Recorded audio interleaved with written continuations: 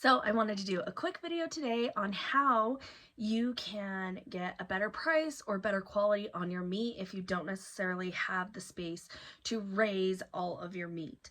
We're on a half acre, but I don't buy a lot of meat at the store. And there's a couple ways that we've done that over the years. Whenever it comes to your food, I always like to teach like good, better, and best, because no matter where you're at on your homesteading journey or what you're trying to do with your food, there's a place to start and then you kind of build upon it. Don't do nothing because you can't raise a cow in your backyard and have it butchered to fill your freezer. So that's kind of what I just want to tell you going into this, and so you're thinking about that. So the good place, just if you're just starting and you want to save money and you want to get better quality meat, is to buy in bulk. So this can mean a couple of different things. If you're just going to the regular grocery store, buy a family pack, which would be for multiple meals, and then break it down at home. So you could buy a pack of chicken thighs. I love to cook with chicken thighs, and you'll get like a huge family pack. You'll get a better price per pound. And then when you get home, you can either put those into freezer baggies, or if you have a vacuum sealer, portion them out for how many you would use for your family. That's going to give you a better price, and if you're getting a better price, you'll probably be able to get a better quality of meat, right? Another piece of something to think about is if you are buying a bigger chunk of that animal. So for example, chickens, I will buy whole chickens. I like to roast a whole chicken and then we'll use the meat for several different meals. But buying a whole chicken is going to give you a better price per pound than buying chicken wings or chicken thighs. So you could buy, 5 whole chickens if that's how many pieces that you would go through for your family, and then you just butcher them at home. Put all your breasts in a freezer baggie. Put all the wings in a freezer bag. And then put them in your freezer, and they're there for when you go to need them. So that's kind of the first way. Costco is awesome also if you are able to buy in bulk. So it is going to be a bigger cost right at once, but it's going to save you money over time. So I like buying Costco chicken, and then they are portioned out, right? So I'll buy the bag of Costco chicken thighs or Costco chicken breasts that are just in individual little packets that I can cut off, thaw, and then we'll use those. I am going to do meat birds this year. Meat birds are definitely the easiest because I can throw them out on my grass in a chicken tractor and move them around. Whereas if I threw a hog in the backyard, the grass would be destroyed. So if you are in a place where you can start growing some of your own meat, meat birds or rabbits are definitely the easiest way to go. But that's not always the case.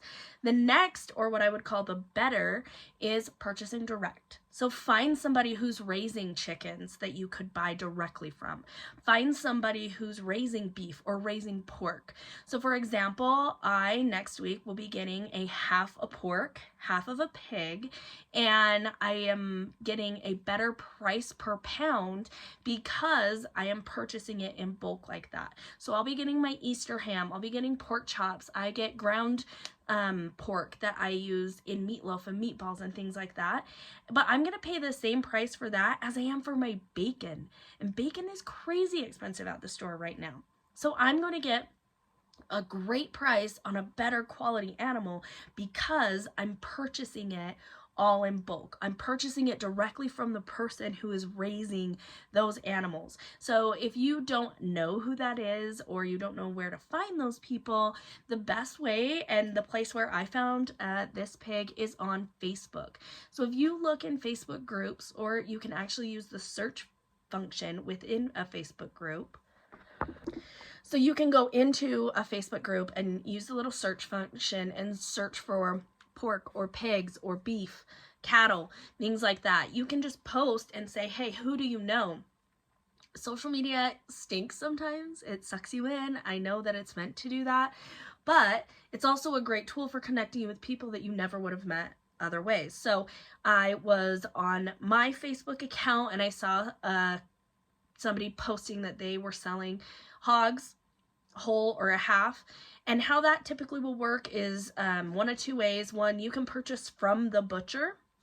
If you call your local butcher, sometimes they will have farmers that bring the animals in and then they process them and sell them directly to you. So you'll only have to pay the butcher.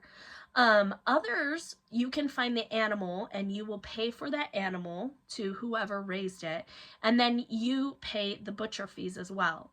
The best part about this is A, you're saving money, and B, you get to choose the cuts.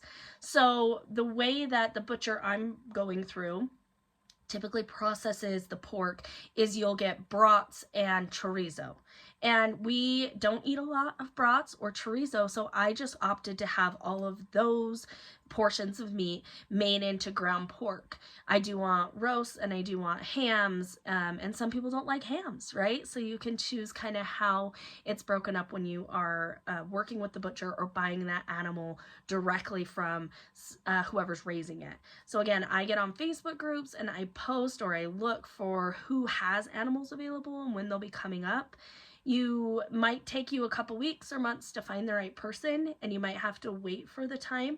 But once you've made that connection, we typically, up until just the last year, always bought our pork from the same person. And they actually sold their operation. So now we are connected with a new person via Facebook. The next thing to think about too, not the next thing, but something to think about is having freezer space. So you can see my big freezer here. This lives in my basement. And in here, you'll notice this is my bulk chicken from Costco, right? That I do purchase and we keep it in the freezer. This is $2.99 a pound. That's really good price. This is all of my beef. Right? So these are ground beef, and then I have my steaks and things on a separate shelf, and then this is some pork that I have.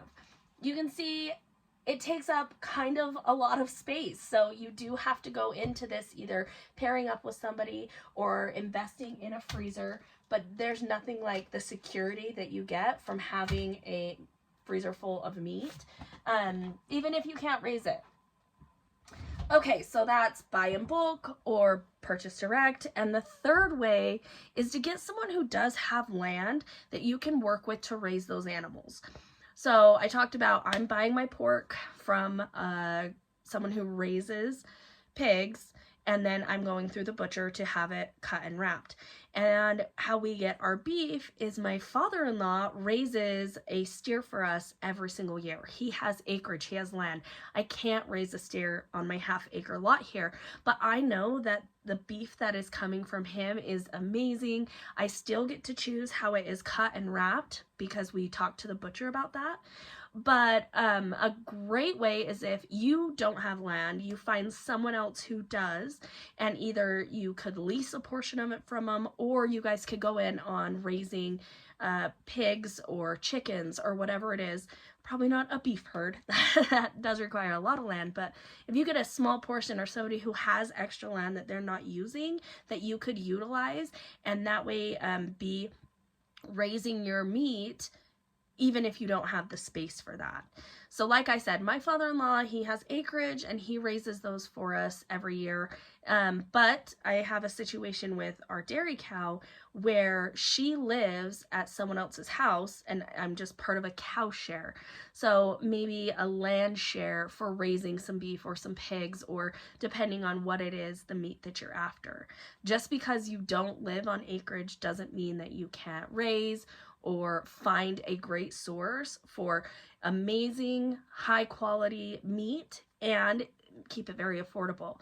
Buying it any of these three ways, in bulk, direct, or raising your own somewhere else, getting someone else to raise it for you, really helps, and you'll learn so many skills on either it's cooking or it's preserving, things like that, that will help you in the long run as well. So I hope this is helpful. That is how we fill our freezer with meat every single year, even though we don't have enough space to grow and raise all of our own meat animals.